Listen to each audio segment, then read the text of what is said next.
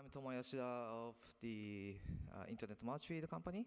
So I operate the JPN app, Internet Exchange Point in Japan. So this time, I will chair the session, and thank you very much for attending this meeting. So even if it's very early morning, so yesterday we maybe drank so much, so but thank you. So before we start this session, so I will have some announcement to you about the lightning talks tomorrow. So we have 2 lightning talk session.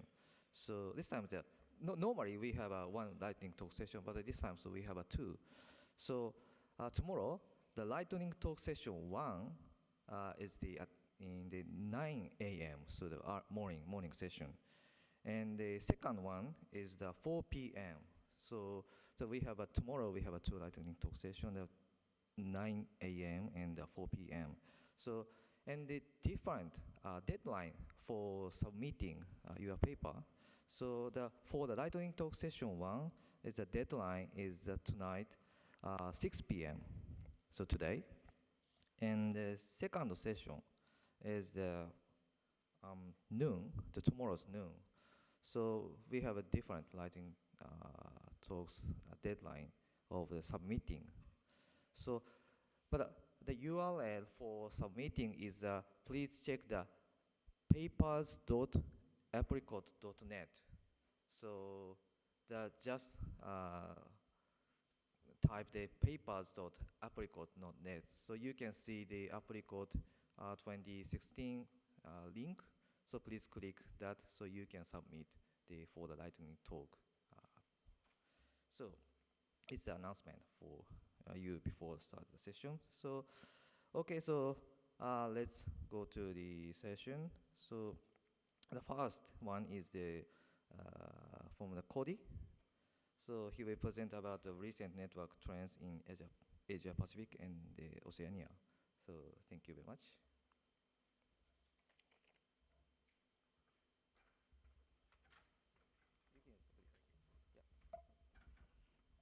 Good morning, everyone. So I hope you're ready to wake up and talk some statistics with me. My favorite thing to do first thing in the morning. So today I'm going to talk about Asia and Oceania. We're in New Zealand this year, so I'll be talking a lot of kind of what's going on in this region too.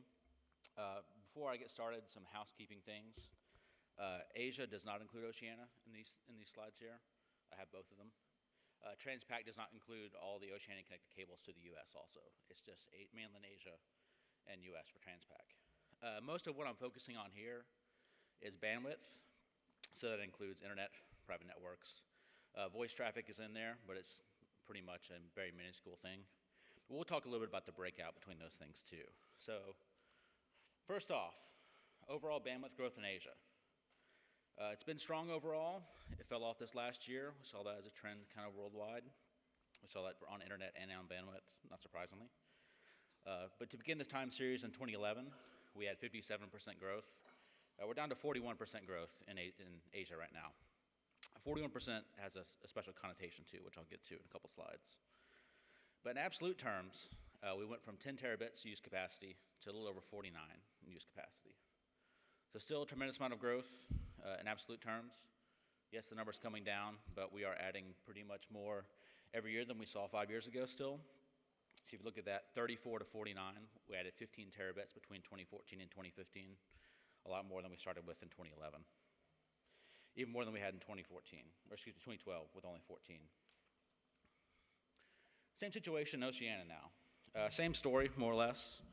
Growth has trailed off this last year. We had a high of 64% growth in 2012. In absolute terms, and we're at 42% this year also in 2015. In absolute terms, we went from 700 gigs use capacity to 3.4 terabits. Now, I do want to point out just kind of the scale difference here, right? So 3.4 terabits, 49 terabits. I think this drives a little bit of discussion about new cables in Oceania because overall demand is much lower, so it's much harder to justify a cable when you've got 3.4 terabits coming from the entire region.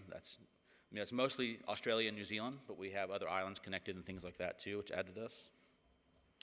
Yeah, the high growth of 64%. We saw a big jump here from 2011 to 2012, going from 30% to 64%. We saw lots of technology changes in this time frame too, right? So we moved from 40 to 100 gig technology. And we'll stack them all together here. So these are all of our subregions. If you see the red dotted line, that's 41%.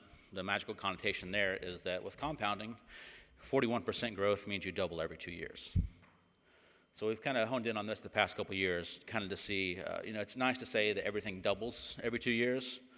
Makes a nice little soundbite, makes a good little blog on the web for us. So we've been trying to see how many of these regions are actually going to fall below this. We're projecting into 2021 high 30s growth for most regions in Asia and Oceania. But looking at these, we also see, I think, two interesting points outside of the region we're talking about here. Let's see if I can.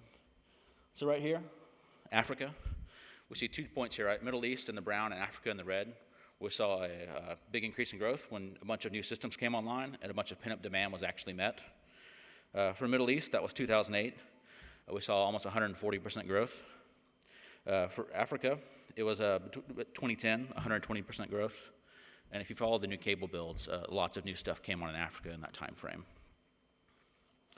But kind of looking at numbers overall, Africa started out at 41% in 2011, ended at 52%. Europe and the US and Asia to some extent have all been a little more stable in growth than Middle East and other places, just because they're more established. So for example, the US and Canada had 45% growth in 2011, and 41% growth in 2015. So very, very flat. And you can see that on the figure here.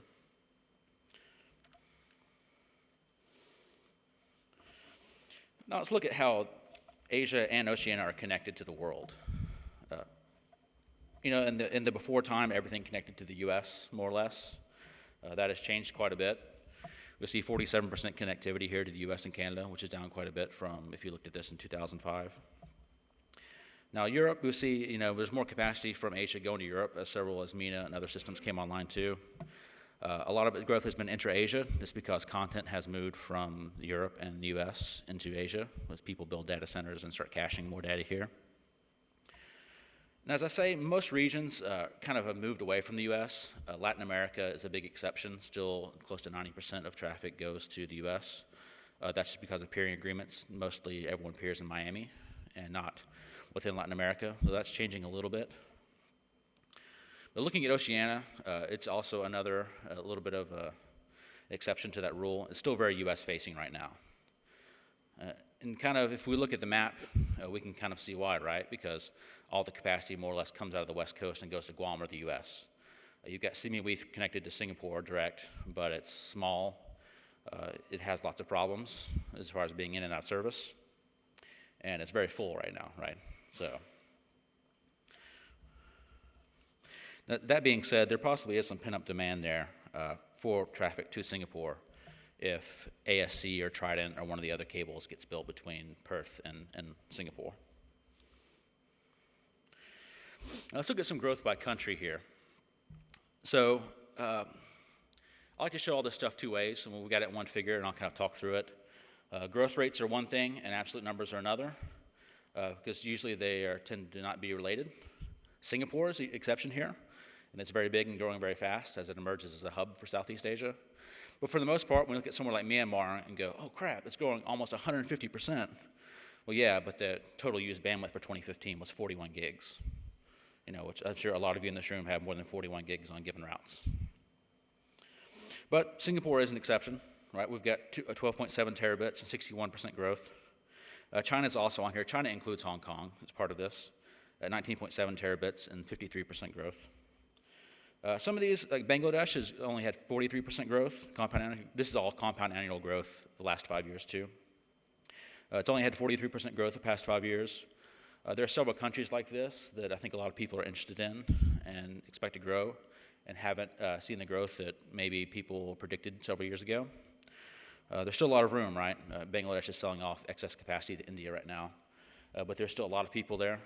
Still is a lot of room for growth if some problems can get solved. And New Zealand's on here too at 65% growth, 730 gigs used bandwidth, 2015. As you heard yesterday, if you're here for the initial session, the UFB has been rolling out. We've seen several carriers dramatically expand their international connectivity. We find that the two biggest factors for bandwidth growth is actual connectivity to end users, so actual more eyeballs on the network, and increasing broadband speeds. So at some point you can check your email right, and you can maybe read some text on the web, and then you can see a picture, then you can see a video. Then all of a sudden you've got 2 TVs in your house with 4K streaming, video going on. So as people kind of tend to move up, or as connectivity is opened up to people, they tend to use it, and that is really one of the big drivers. Now, a lot of you people in this network, in this room, are private networks people, right? A lot of people are running networks for, we got Google, Amazon, Microsoft, Apple, all those guys here. There's a lot of other people here too. Collectively, private networks have been what's driving internet growth the past handful of years. Now we're looking at the Transpac route right here, right? So if we go all the way back to ancient times in 2010, private networks was only 13% of total bandwidth. Now go to 2015, and we're at 32% total bandwidth. Since we're in Asia, I showed Transpac. The situation in transatlantic is actually even further than this. There's more private network traffic than internet traffic on the transatlantic route at this point. We've seen a lot of private networks start buying fiber pairs and things like that, transatlantic, to move traffic between the US and Europe. But yeah, 32% for the Transpac, 38 terabits is internet, and 18 terabits is private networks traffic at this point. And we expect it to continue to grow. Typically what we see is about a 2-year lag between transatlantic and Transpac. So the numbers kind of follow each other. Especially, there's a lot of people in this room, I think, that are just now beginning to roll out their networks, and will continue to do this, so it's not a trend that we expect to let up anytime soon. And one of the things driving this is data centers, right? So you don't necessarily build a data center at the cable landing station. You build it for lots of other factors. You've got power cost, you've got cooling cost, you've got taxation considerations, a lot of the things that go into it, which can really dwarf your backhaul cost from somewhere like in rural Oregon instead of putting it in Seattle, if you could, right? There's other costs too, right, like land costs and other things too, which factor into that. You see, here's some major private network data centers right now.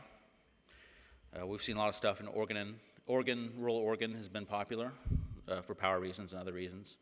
Ireland has also been popular. See, there's been cables, a lot of connectivity built to Ireland to help serve this purpose. And additionally, we've got some announcements already in the books, right? So here's where some extra ones for 2017. And we see a lot of them are kind of in the usual place. You see they're all over the US. We see them in Western Europe. But we do see some in South Korea, India, and China. And some of those are much more challenging markets to put things in than the US and Europe.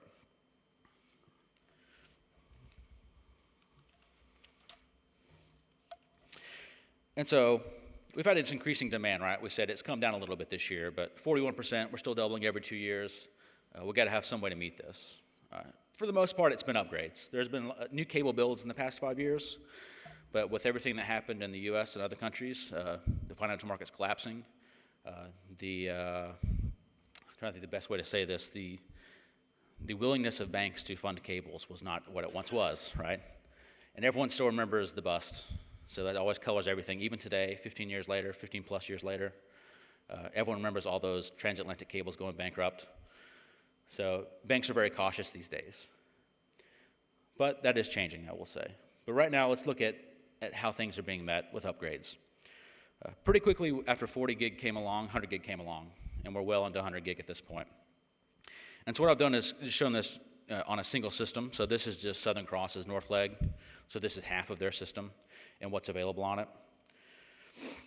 When it opened up, we had 480 gigs was the potential capacity that it could do. Then 2008, we had 1.2 terabits for a couple years. Then when 40 gig came along in 2010, we saw 4.8 terabits for all those 3 years there. And in 2013, 100 gig was available on Southern Cross as an option. And we saw 6 terabits of potential capacity. And then, since then, for 2014 and 2015, as 100 gig is improved, it's actually moved up to 7 terabits of potential capacity on each one of these legs. So a total 14 terabits potential capacity on Southern Cross right now. Now we'll say potential capacity is a theoretical number, so it's what a vendor thinks they can do. They can do it, test things through trials and stuff like that, but it's certainly not the same thing as lit capacity or use capacity by any means. But even, we're looking at what's happened since 100 gigs become available. A terabit added between 2013 and 2014, still twice as much potential as the initial potential capacity of the cable system. All right. I want everyone to put on their conspiracy theory / panic hats / alarmist hats, all right? We're going to go through some very scary stuff, and I'm going to explain to you why you shouldn't be so scared about it at the end. But first, we talked about all these upgrades, right? Numbers going up a whole bunch. Well, if bandwidth is doubling every 2 years, even though this number is going up, there's still a lot of demand out there to meet, right? So let's look at Transpac. And we're going to go to a world where everything's frozen in time right now. So as of year-end 15, technology's frozen. No new cable is being built. What's in the water is in the water. All right? The gray line here is used capacity. 40% growth every year, okay? They'll probably run into 2018, 101.9 terabits, all the capacity's gone. Every bit of potential has been used. All right, that's pretty bad, right? That's 2.5 years from now. That's cable planning life cycle. It takes 2 years to build a lot of these big cables. All right, let's take it a step further, all right? So let's get a little bit less panicky. Let's go ahead and add in the existing cables that are coming on, right? So we've got 3 big Transpac cables coming on.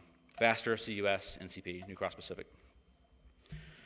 All right, that pushes up to 263.8 terabits of potential capacity. Well, crap. That pushed us out a little bit further, but only to 2021. That's pretty close, right? That's 5 years. You probably have things planned for 2021 already. Okay, let's do one more thing. Let's unfreeze technology, okay? Every cable now can do 100 by 100. On the new systems, we're seeing 130 by 100. It's obviously a different story when you're upgrading, right? Because you have to fit the technology of the cable and other things. But let's pretend 100 by 100. It's fairly reasonable, okay? All right, we got 592 terabits then, right? Well, it's going to be exhausted in 2023. Still not too far out, right? Okay. One more thing. Let's add a new cable. 72 terabit cable. Good size, right? NCP is 83 terabits potential over 7 pairs. 72 is a pretty big cable. All right, 664 terabits is the potential capacity now, right? Well, mid-2023. They added 6 months. That huge cable, which could handle a lot of stuff today, is only going to push it out 6 months in 2023. All right, so let's calm down a little bit, right? Let's take our alarmist hats off. What do we know? Well, technology is not going to stay where it's at, right? We've got 100 gig right now. A lot of these systems, new ones, I think I've seen Transpac at 130 by 100. What you can do depends on span length and a multitude of factors and who your vendor is and how much they like you and all these things. So we know technology is not going to stay the same. We've got super channels coming. We've got 200 gig wavelengths. We've got 400 gig wavelengths, possibly 1 terabit wavelengths. I think some people think the Shannon limit's around 400 gigs for Transpac. We'll see when we get there, I guess. But we should see a big expansion there, right? So if you can do 400 by 100, say, in a handful of years, that's a whole lot more capacity. So NCP, CUS, and faster aren't going to be the last Transpac cables built. It's been since 2009 in AAG we saw something connecting Asia to Europe, or excuse me, Asia to the US, and 2008 when we saw Unity. But since the market's not the same it was in 2008, and banks are a little bit more open to funding things, and carriers are a little more open to funding them themselves, but these won't be the last cables. But I should say, it's going to take both things, right, to meet demand. It's going to take increases in technology, which are upgrades, and it's going to take some new cable systems. Not tomorrow, but very soon. And so right now, so this past year, this year and next year, 2015 through 2017, seeing a lot of money going to be spent on cables. We've got over $1 billion each in Asia, Oceania, and Transpac. And all these are very different, right? So you look at a cable that's proposed like Moana or some of the other stuff, that they're $500, $600 million cables. You look at some of the smaller systems, which are a very small fraction of that. You've got $50 million systems too. So they kind of come in all sizes, right? But Transpac, 1.12 billion. Oceania just right at 1 billion. Even Europe, Asia, we've got almost $1.2 billion right now. Now that being said, the billions and billions of dollars on this chart here, not all of them will be built, not by a long shot. This is a catalog of things that are announced and ongoing, but not necessarily under construction. And there's a lot of barriers between having a good idea out there and having people working on it and getting it built.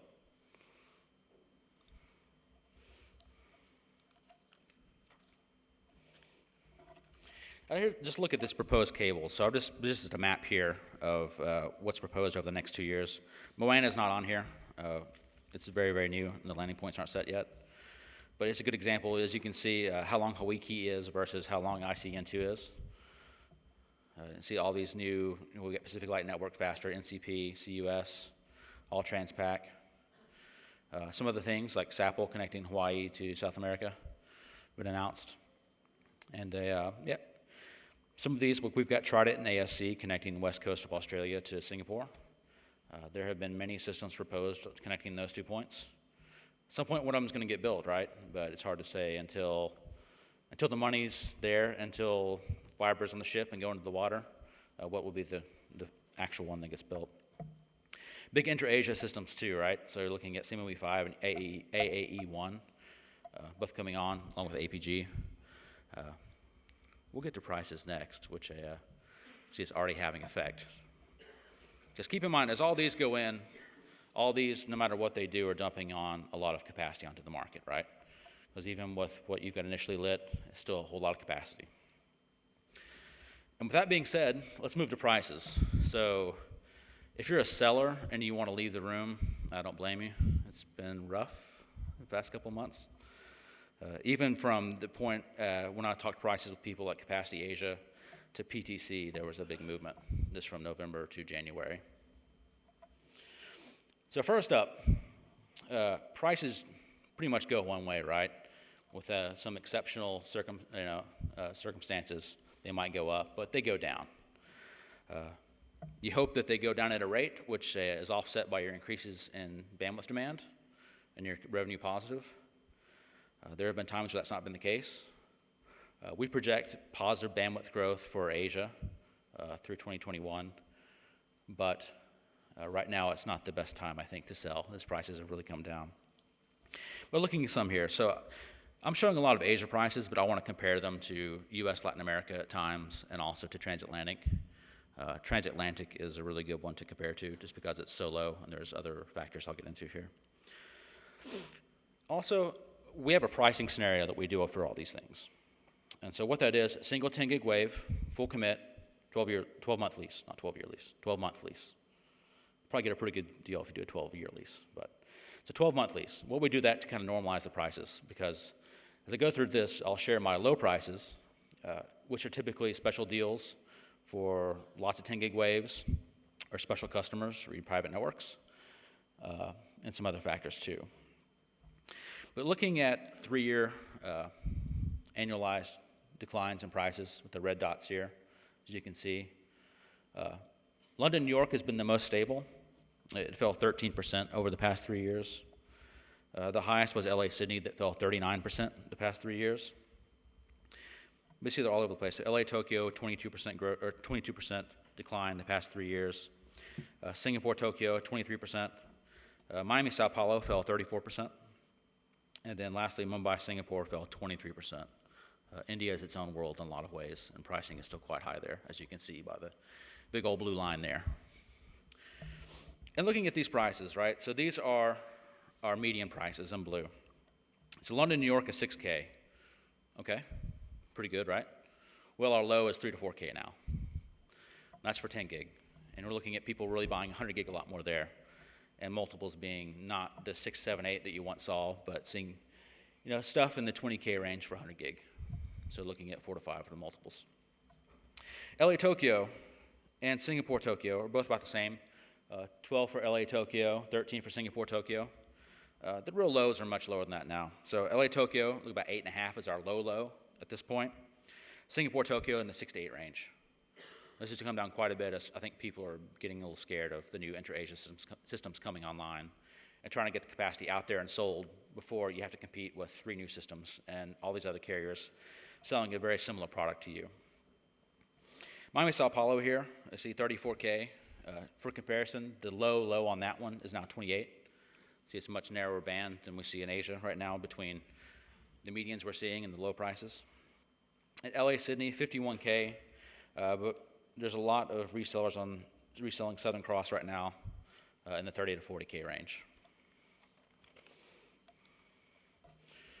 Let's look at this on a map too, because there's other factors too, right? Length it determines price to some extent.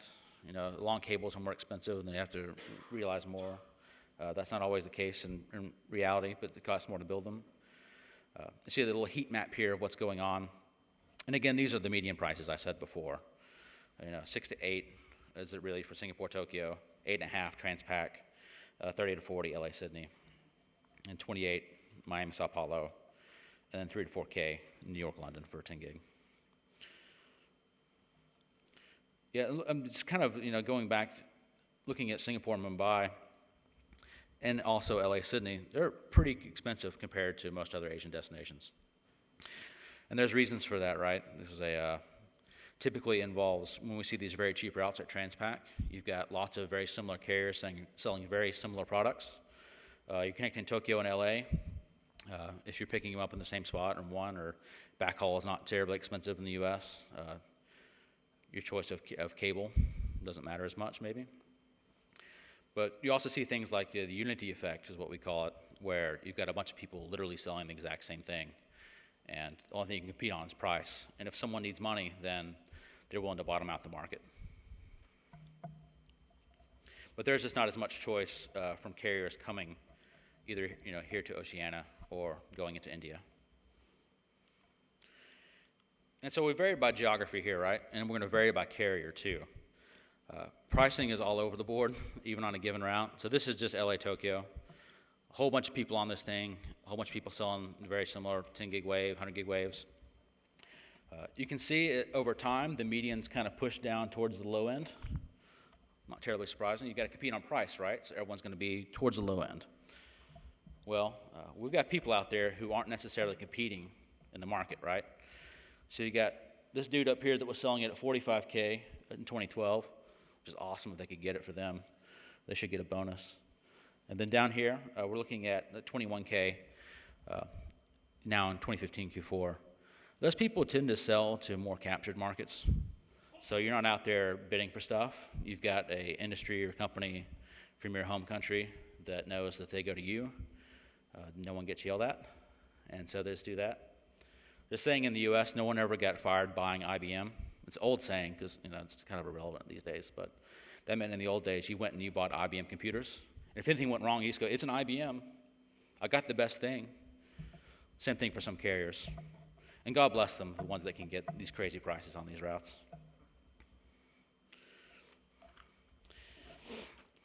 Now, I like to compare prices a lot of different ways, right?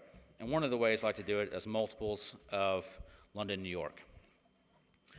As I said before, transatlantic has a lot of unique factors, a lot of very similar cables. They face similar costs, similar card costs and other things, backhaul. A lot of them went through bankruptcy, and so the cost basis for the cables is very different than if you actually went out there and built them yourself. It was great for people when they bought them at distressed asset prices. But because of that, since the cost basis is so low, the pricing on the route has also been so low. As I said before, we're looking at 3 to 4K, on the very, very low end. But comparing median prices here, I'd like to see how things are narrowing or converging. And if you want to hear me talk more about how prices are converging, I talked about it at length last year, and you can see that on the internet, on YouTube. The APRICOT people thankfully film everything and put it online, for better or for worse, I guess. I guess I shouldn't say anything too bad up here now. I think about that. We're looking at the multiples over London, New York. So LA Tokyo went from 4x to 2x. And Miami Sao Paulo went from 13x to 6x. Hong Kong went from 5x to 2x. And Sydney only went from 6x to 4x. Now, we looked back a minute ago and saw the prices have been decreasing pretty rapidly the past 3 years, but before that it hadn't. And so that's really what you're seeing here. You're seeing a starting price of right around 250K for a 10 gig wavelength in 2010 versus 45K for the median now, or excuse me, 51K for our median now. So in real terms, you saw a $200,000 difference in a 10 gig wave over the past 5 years connecting Sydney to LA. It's pretty awesome real savings, right? Because when we look at what the prices were for LA Tokyo, it went from 44K to 12K. So in absolute terms, 32K difference. Still nothing to sneeze at, right? But $200,000 price difference between 2010 and 2014 for LA Sydney. And yet it still isn't converging at the same rates we see these other ones converging. So there's still, kind of what I draw from that is there's still plenty of meat on the bone. There's plenty of room for it to go down, right? Whether it will or not, we'll see. There's been a lot of activity and a lot of talk here. Because one thing we've got going on here is we've got several planned systems, which, again, if any of these new systems come online, that'll be a ton of capacity in the market. And so we'll see what happens then if it actually gets closer to 20K, than 30K. All right. Overall conclusions real quick. So demand remains strong. We're actually seeing the numbers are actually a little different than this. I revised it. So it's 41% demand growth between 2014 and 2015 for Asia and 42% for Oceania, the same over-year time period. Private network demand continues to grow. We saw 61% growth in Transpac 2014 and 2015. It's pretty great. Price variance narrowing on many, many routes, right? So we said it's still narrowing on Sydney, LA. It's not at the same rate we've seen some others. The prices are definitely coming down and kind of coming more towards the floor, if you will. The floor being transatlantic in a lot of ways. And lastly, we'll take our alarmist hats off again. Upgrades are going to get better. We're going to need both upgrades and new cables to meet the demand in the next 10 years, 15 years further. All right, so that's all I've got. Do I have time for any questions? We'll do a question or two. I'm around, so feel free to ask after or berate me after, either way. We'll do Jeff and Walt, then I'll get out of here. How about that? All right. Jeff Houston, APRICOT. One of these things where you extrapolated demand up and to the right is that demand is always tempered by the ability to deploy capital and infrastructure to meet that demand. And that, in essence, if the capital infrastructure isn't there, we solve the problem in other ways. Yes. So what I was wondering, and I wonder if you have numbers on it, is the financial community's investment in undersea infrastructure a constant? Oh, no. No. So we've been actually pumping more money under the sea, even if you depreciate and sweat out the old asset. I kind of wonder if in the Pacific it's, $2 billion a year, or do you think it's highly variable, the amount of money that actually gets sunk into the ocean? Oh, very variable. And so we saw, if you look a very long time frame, late 90s, we saw a ton of what was bank money, in a lot of ways, getting put in. And then that went away when everything fell apart.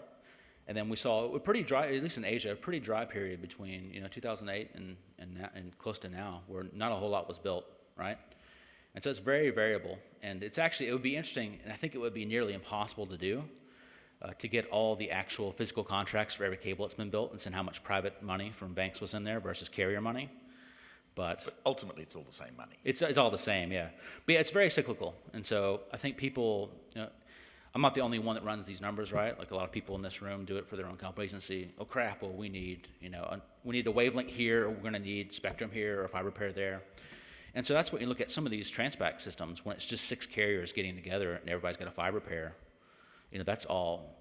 A lot of it's for internal demand. Like, yes, it'll be sold and things like that, but for a large part, that's an easier thing to do than. So you're saying the investment money comes in pronounced cycles, and there's certainly a wave of money that hits the ocean, and then it kind of dries out again in another wave. And to some extent, there's sometimes it's maybe a little bit constant, just depending. It's hard for it to be constant now, just because there are so few obvious holes, right? So it's not like we're out of Transpac capacity, right? But for a given carrier, it might be out of Transpac capacity. So it can be very lumpy in that regards. Thank you. No problem, Jeff. Walt? Hi, it's Walt from Hurricane Electric. It's a great presentation, Cody. Thank Thanks, you. Walt. I was wondering if you could go back to your first slide, and what are your thoughts on why there was a 15% decrease, and any thoughts around that? Sure. So what's actually happened as the internet's evolved, it's gotten smarter in a lot of ways. And we've seen this trend in very small ways for several years. So we're talking about you're talking about the decline 2014, 2015. What's happened as really it is the private network guys have pushed content out closer to the end. So I've talked to a lot of carriers, especially in places like Southeast Asia, that say, I had a gig or 10 gigs or whatever, from Singapore to the US. I don't need it anymore because I pick up all the content in Singapore. So that's been the big thing. And this is just a continued evolution of kind of how the networks work, right? So at one point, a lot of stuff just got picked up in LA or DC, right? And then we built more data centers and other places to get it out of there. And then now we've moved content kind of from the US to Europe, then from Europe to Asia and all over the place. And this is kind of what we saw in the data center stuff here too, right? That trend is expected to continue. All right, I'm very much out of time. Thank you very much. If you have any questions, I'm here next couple days. Feel free to come ask me. All right, thank you. Thank you, Cody.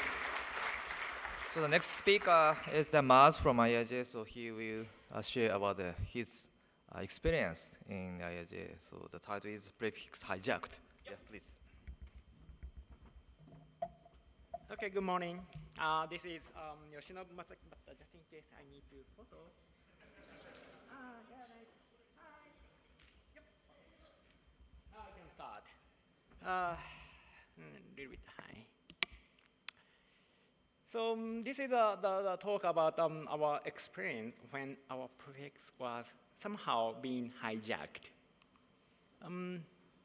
Someone posted a message to the JANOG mailing list, and that stating that IIJ, we found something strange about you. Some of your prefix were announced in the US. That's surprise. So we started to investigate the incident. So the prefix itself was transferred to IIJ in 2014, end of the 2014. So IIJ at that time kept the prefix in stock for future use. So IIJ didn't start announcement. So an ISP in US, I don't know why, but somehow they started announce the prefix as 2/17. No, we didn't ask it. So immediately we contacted the ISP who was announcing the prefix. We sent an email to the NOC, and also we made a phone call to the NOC. The first contact, yes, we got an ACK from the person on the phone call, but then nothing happened. We wait 48 hours, but nothing happened. So, okay, let's retry. The second contact, also I convinced the person on the phone call. I asked who is and information. I sent the information needed. Then somehow I could convince the person, then also ask the ticket number to track the situation, right? So by that, the announcement finally stopped. So lesson learned here, when you are contacting the NOC, sometimes they are having the ticketing system to track their jobs or tasks. So ask for a ticket number. Yeah. And also, it's a good idea to keep your information in the WhoisDB up to date. Then you can prove your number resources, right, as yours. So the progress here, so early 2015, we saw the post to the JANOG, and then started to contact the ISP, the second contact, and then withdrawn. Also, the prefix was listed as a blacklist in a spam house. So we also contacted the spam house to delist. Then, okay, now a little bit comfortable because we stopped the announcement. So let's look at the reason or cause of the incident. So the ISP explained like a customer of the ISP submitted the LOA, letter of authority, to use the prefix. And then by that, the ISP started the announcement. But we didn't submit such letter to the ISP. So here is an example of the letter of authority. So it has usual letter header, looks like a formal letter from the organization, then stating the simple message like, this is our resources, we allow you to announce the prefix on behalf of ourselves and the signatures, right? It's a simple letter. The actual LOA looks strange. The company name on the letter was kind of a family company of the previous resource holders. And also the domain name used in the contact email address was different from the actual one. And also the domain name was newly registered in 2014. And also the telephone number on the letter was wrong. And it's the same, I found the same mistake of the phone number, missing the country code. The information of the previous resource holder has same mistake on the who is DB at that time. This is the actual LOA submitted to the ISP because it has a previous resource holder logo on it, so I cannot put on the slide, but I have here. So if you are interested in, you can come to me to check. So I visited the previous resource holder with this LOA. We got this letter from the ISP. Did you submit something similar? No. They didn't submit. Even the signature here, I met a person name on it. He didn't sign, of course. So this is just fake, right? So it has a nice logo, but you can capture from the website, right? You can state anything. It's a digital data. Also, you can spoof the signature as well. And the domain looks like a company, but it's fake. So this is a timeline, including the guess. So some point, the hijacker found a target here, but the resource, the IP prefix, was transferred to IIJ, right? And at this time, we update who is information.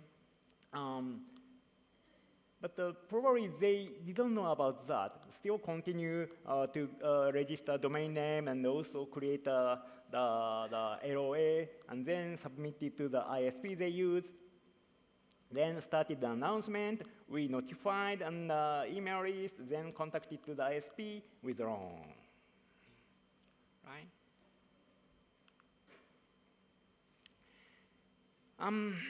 Still, we don't know how they use the network. No evidence so far. We didn't get any spam compliant related to the prefix. And after we stopped the announcement, they started to use the next prefix by using the similar technique. I checked. They submitted the fake error again. We contact someone from journal and contacted the organization. Then, of course, they surprised that then contacted the ISP and blah, blah, blah, blah. So they using the similar technique to hijack prefixes. Actually, we should announce our holding prefixes, of course. After this incident, we changed our policy. We started the announce whole prefixes. Of course, we registered an internet registry. Yes. Also, the ISP who announced the prefix this time should check the IP block carefully before announcement. Yeah, they should. But at this moment, we can use whois, right, to check the resource holder of the IP space. But it's not human-friendly that much. Yes, we have web UI, but still the information you can get from there is not that human-friendly. So to find the proper record on the whois, you need to track IANA RIRs. In this region, we have NIR, then LIR. And we have assignment information and the allocation information in the same DB. So you need to distinguish these. Also, we have ERX, or legacy assignment or allocation, right? This is an example. Let's look up an IP space by using whois. So first try IANA. So I queried this IP address. Then I got okay, this is the legacy administrated by Erin. Okay, next try should be whois.erin.net. Good, I can try. Of course, they have some difficult term of use or something, so you need to check carefully. Then finally, it's ERX moved to APNIC. Where? Probably it's here. Oh, no. Anyway, so next try should be whois.apnic.net. Good, I can try. Then I sent a query to whois.apnic.net. Yes, I got this. Okay, here finally I have IIJ information, but the admin contact is JPNIC, NIR. And the modern whois implementation can get this as a result because they know about an RIR, but they are not familiar with NIR. So this is not that accurate still. Here, you have some related information. This could be assignment or allocation, depending on your whois record. And that says we have more specific information in the JPNIC whois. Okay, I can try. So JPNIC whois, you should put the /e to get the English version of the output. So it's not that easy. Okay, here I got the record, but this status is assignment. So here is some other information. Okay, related information. This is the allocation data. Okay, now I know about the allocation size related to this IP address. Okay, then again, I send a query using the /16. Now I get the proper allocation information.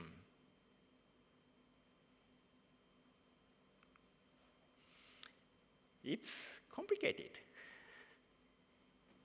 We have NRR, we have ERX, right? And the result of the foo is not that human-friendly nor machine-friendly. We need something better to prove our number resources. Could be RPKI. You can issue ROA to indicate your announcement for the prefix. Yes, we can use it. So lesson learned so far. So announce whole year holding prefixes. Also, it's a good idea to have some BGP hijack monitoring system, just in case. Internet registries who is a little bit complicated. We need some clue or know-how how to read or how to get the proper result from who is. RPKI could be the next choice for us to prove our IP or number resources. We almost ran out IPv4 free space, yes. And we have IP reputation database to check spam or some malicious website. So these motivate the hijacker to hijack next IP space. That's not good. So summary. So an intentional BGP hijack was happened. I believe the hijacker has malicious intention because they registered a fake domain name for this, only for this hijacking. And also, they composed a fake LOA. So by this, the hijacker could then convince an ISP to announce the IP space, right? We need a strong infrastructure to prove our number resources. Probably we should learn how to use RPKI more and more to check and also to prove number resources in a usual or daily network operation. That's all from me. And question and comment and suggestions? Yep. Aftab Siddiqui in Telugu Networks. I have a question from your second lesson. Can you go back to that? So you are practically saying that we should start announcing all our prefixes, whatever we are holding in our accounts, but still somebody can hijack the more specific from that. Yes. So at the end of the day, we end up announcing /24 to the whole world. Not really. You can detect the hijacking by using the BGP Mon or some other the services. Then you should contact the originator of the hijacking prefix. Then you should stop. I just have a comment on that. I believe it's better to have a monitoring system rather than announcing the holding prefixes. Just a comment. Thank you. I have just two comments. The first comment is on exactly that. I wish network operators would stop treating the BGP protocol and system like some kind of TARDIS-like rubbish dump. That you believe you can basically shovel all kinds of crap in there, that you're not even using this prefix, but oh no, BGP will take it. And think that BGP will cope. BGP only scales because of magic that you don't understand and I don't understand. And because we don't understand what makes BGP scale, you think you can keep on loading BGP with unused crap advertisements and somehow the system will take it. That's an article of faith, not science. And we will only know when BGP can't take it when it breaks. But then there's no way back. Stop loading crap into BGP. That's not an answer. Okay. Now, the next thing. My dog has fleas. It's a terrible thing. Let's eradicate fleas from the face of the planet. Or I could just go and fix my dog. The problem is that you, network operators, are so damn lazy that now you'll accept any old crap, call it an LOA, and advertise it. Keep going forward on the slides. Move forward. Where you say something, whoa, keep going. There's something about here, no, next slide. There was something about, the problem was this other guy accepted an LOA. So if you move forward somewhere, it says, forward? No, 26, 27, 28, that's it. You guys are prepared to accept an LOA no matter what. You don't look at a route registry, you don't look at anything else. So we should all go and use RPKI is not the same thing. Firstly, stop accepting crap, right? LOAs should be looked at with deep suspicion because if they're not in a routing registry, if they're not somewhere else third-party authenticated, that's a problem. Now, RPKI can help, but it's not the answer. The answer is that you guys are so lazy and so cheap, you accept LOAs. Any old shit actually written on a Microsoft Word document. Isn't that the problem? Thank you. No. Andrew Dahl, Aaron AC, speaking for myself. 2 points. One, there looks to be as a crime has been committed here where someone has created documents in terms of fraud. And have you pursued that from a legal perspective? We contacted the national law enforcement, and then they asked me, so what's how much did you lose? What was the damages, right? This incident. Yeah. No, I don't know. How can I estimate the damage by this incident? I couldn't prove. So still, we are in discussion. Okay. Well, until we actually go after crime and when it occurs, people will continue to do things without consequences. So we need to look at consequences on our network as crimes when they occur and pursue them with appropriate legal remedies.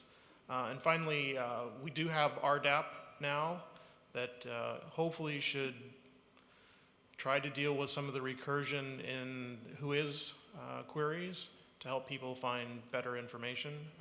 And I hope that people continue to try to look at that and use that tool as it's now available, I think, in almost all regions with a correct anchor. I'm not exactly sure, though.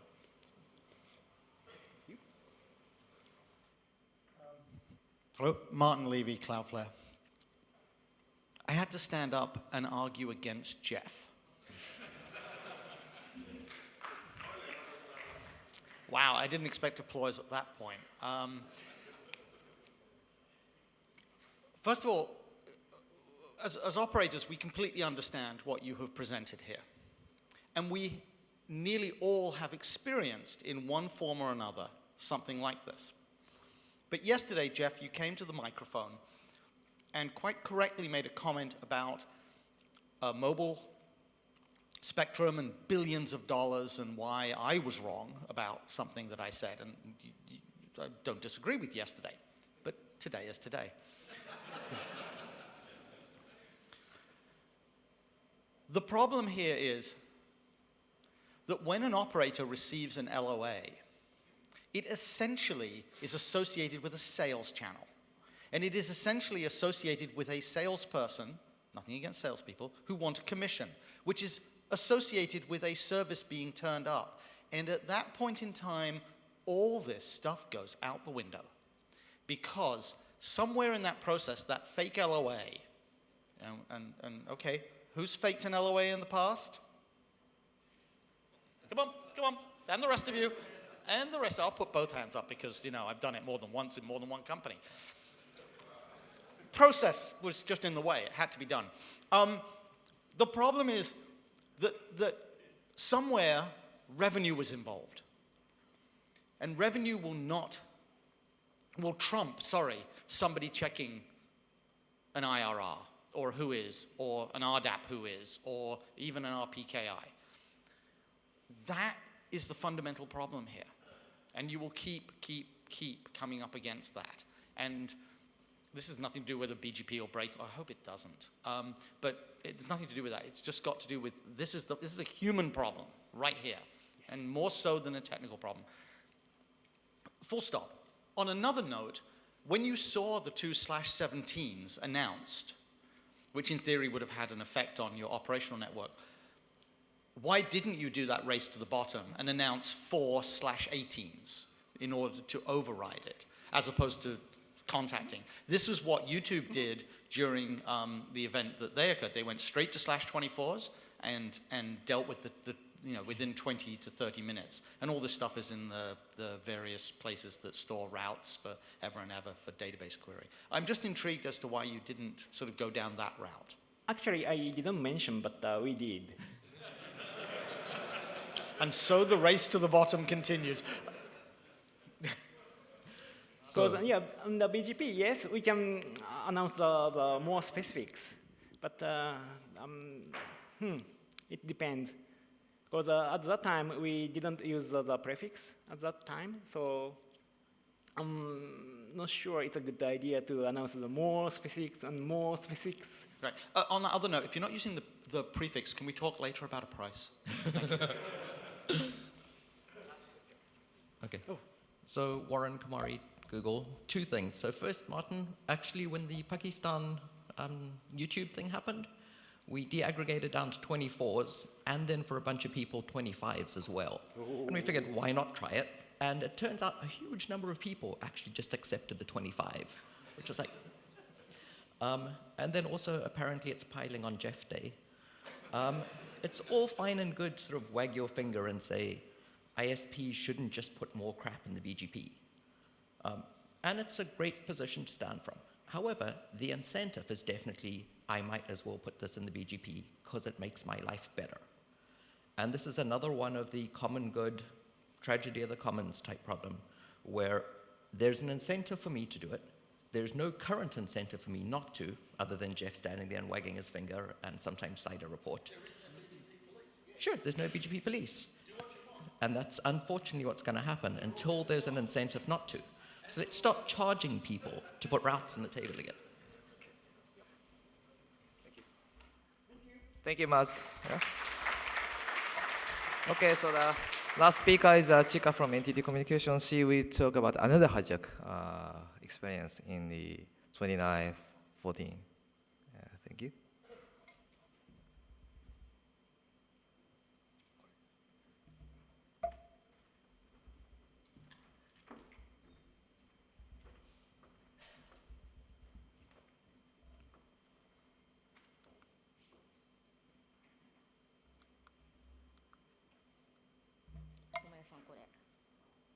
So which button should I press? Okay. Hi everyone, I'm Chika Yoshimura from NTT Communications. Like Tomoya-san mentioned earlier, I'd like to talk about one more BGP hijack issue which occurred last November. But before that, who am I? Who is that fatty girl? I've been a network engineer of AS29410, which is a Tier 1 ISP network operated by NTT. For these 3 years, I'm based in San Jose. Before that, I was a network architect and a server operator for OCN, which is a Japanese domestic ISP operated by also NTT. So let's go back to the original agenda. So on November 6, 2015, at 5:52 a.m. in UTC. By the way, we use UTC as our time zone to operate all the routers in all over the world. A huge BGP hijack issue occurred, and actually BGP Mon, which is a research organization, has already provided information of what happened on the day. But before talking about what happened on the day, what was BGP hijack? This might be too basic for everyone, but let me explain that. That is to advertise prefix from an AS which doesn't own those prefixes, changing an origin AS to their AS. For instance, this prefix 2.6 point something is ours. If a third AS rather than us advertises it, changing its origin AS to their AS, this can be called BGP hijack. So what is an actual impact? If someone receives that hijacked prefixes, traffic toward these prefixes might be going to the third AS, which caused the hijack. Actually, BGP hijack itself is not something rare. Per BGP stream, more than 850 issue occurred from last August to the end of the last year. So, what causes such a hijack issue? I think mainly there are two causes. One is, like Matsuzaki-san mentioned earlier, someone intentionally does that maliciously as crime so that traffic goes to somewhere which is really bad. And the other is that someone mistakenly does that as a misoperation. I personally assume, most hijack issues are due to such a misoperation. For instance, leaking IGP routes to EGP routes, or leaking prefixes which are being used in a lab environment to the internet, or in something like that. I think such mistakes are likely caused by incomplete or mistaken, or BGP filtering. Oh, let me see. Okay. Actually, according to BGP Mon, on the day during this duration, more than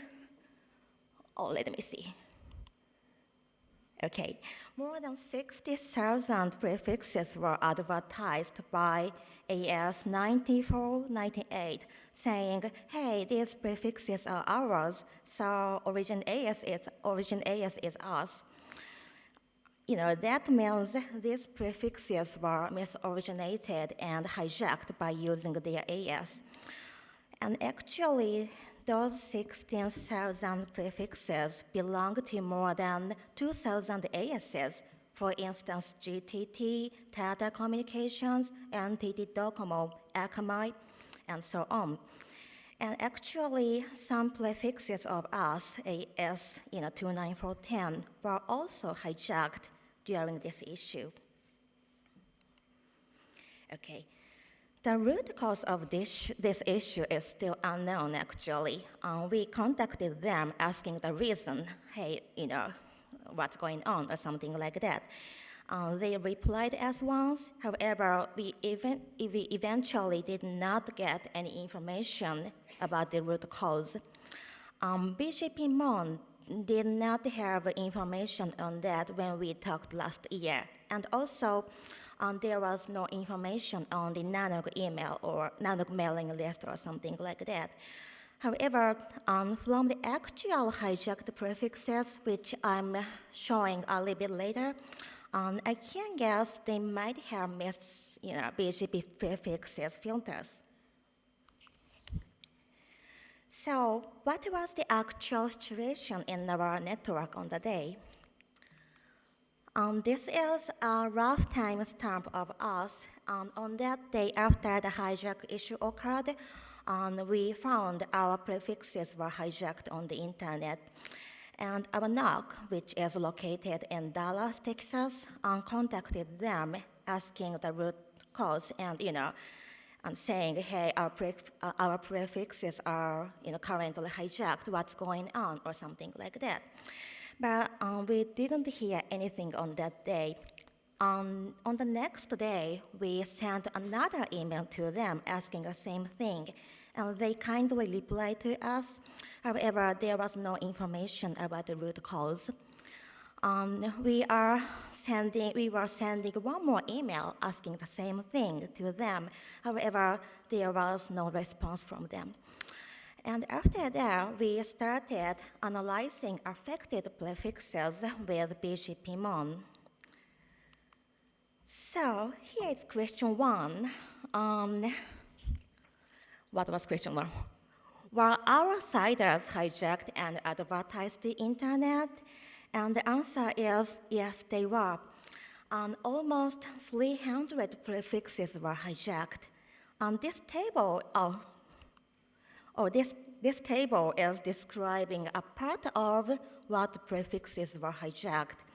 Actually, since it's a little bit difficult for us to see if our prefixes were hijacked outside of our network, this data is what BGP-mon monitored and provided us kindly. Actually, even though those prefixes were hijacked, unfortunately, there was no actual impact on our services because we don't allocate our siders to customers generally. Customers have their own prefixes. So, even though traffic toward our prefixes goes to a third AS, our service itself can be okay. But there might be a small question here. No significant impact, really? Like I said, we are IP wholesalers, so we don't use our siders for our customer services generally. However, on the other hand, ISPs which provide their cider to customers like consumer services, there should be a significant impact when their prefixes were hijacked. Actually, that does not mean, oh, it's okay to hijack entities' prefixes, let's do that. No, that's not acceptable, so please don't do that. What I wanted to really say here is that an actual impact would totally depend on what prefixes were hijacked and what services are provided with the hijacked prefixes. So, question 2, did you receive any hijacked prefixes? Yes, we did. During this duration, we received more than 4,500 prefixes from the internet. There might be a small question here too. That number is much fewer than the number which BGP-mon reported, which was 16,000.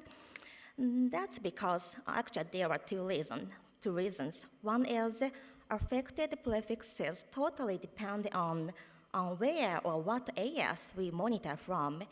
And the other reason is that I think, I'm still analyzing that, but I think the subnet masks of the hijacked prefixes were almost the same as the original mask which the prefixes are supposed to be. That means, not all of the hijacked prefixes were the best route in terms of BGP.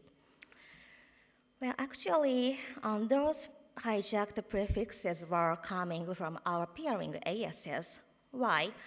One is we don't have any upstream AS.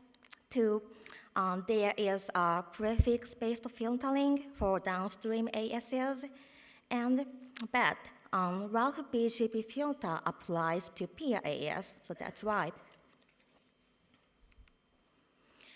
And this graph is about how many BGP updates we exchanged of hijacked prefixes during the issue. There were more than 350,000 updates exchanged, including eBGP, and IBGP. But we didn't face any CPU-related issue at that moment, fortunately. Actually, you can see there are roughly 3 peaks there on that graph. One is 5:52 a.m., and second peak is 9:54, and the last peak is from 2:36 p.m. Interesting thing to me is that they started hijacking prefixes in really sequence, like 1.xx0 first, then 2.xx0, then 5.xx0, or something like that. And this is a list of what prefixes were hijacked. They are, relatively simple, right? Like 1.0.4.0 or 1.0.6.0 or something like that. So I just assume there might be filtering mistakes or something. I don't think they did do that intentionally. Actually, this data is what we observed in our network, only in one network, so there were more prefixes other than this. So what AS do the prefixes belong to? You can see the table on the right side, South Telecom, Total Access Communications, GhostNet, or something like that. And actually, most of them are not our customers. Otherwise, even if they are our customers, they didn't happen to advertise some prefixes to us.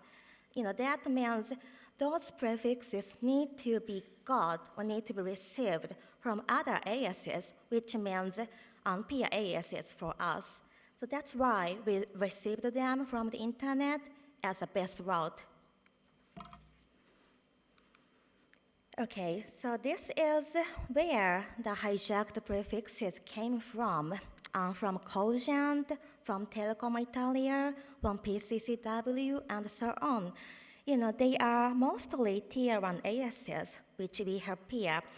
Actually, this is a really important thing. I'm not blaming them because I assume at that moment, we also advertised that dirty hijacked prefixes to them.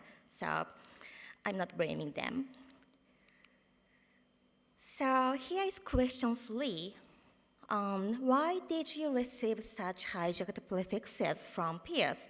Any BGP filters? Actually, we apply these BGP filterings to peer, like Bogon, URPF, max prefix filter, and a kind of ASPAS filter. However, we don't use prefix-based filtering for peering sessions. Why? Actually, it is not so realistic for us to apply a strict BGP prefix filtering because they are advertised almost full of the BGP table. So technically, we could apply the prefix-based filtering. However, one more reason is that accurate IR data for all Tier 1 networks is not so available to build strict prefix-based filtering. So that's why. And this is just for your information. We apply prefix-based filtering for our customers and URPF and also max prefix filter. Okay, here is question 4. What if your prefixes are hijacked? Actually, this was already mentioned in the last conversation before, but let me explain that. Actually, we didn't do this solution because the actual impact on us was really limited. But we might have been advertising longer prefixes against the hijacked prefixes. For example, if /610 is hijacked, we can advertise /17 instead, but if other ASs accept that /710, traffic comes, go back to you.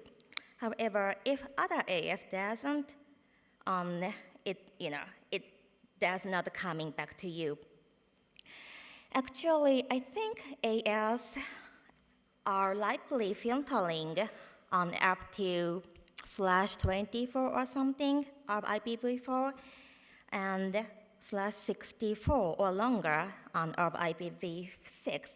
But I think we might be better to accept more specific prefixes like up to /28 of IPv4 because, allocated size is getting specific after IPv4 exhaustion. So, one of preventive solution here is that apply an appropriate BGP filtering so that we don't receive or even leak dirty hijacked prefixes each other. Prefix-based filtering with URPR could be a best solution. I'm not sure, but they don't always match to anywhere. Sometimes we can't apply BGP filtering so strictly, right? And another solution is to deploy BGP origin validation to our network and to issue ROA of each prefixes of ours.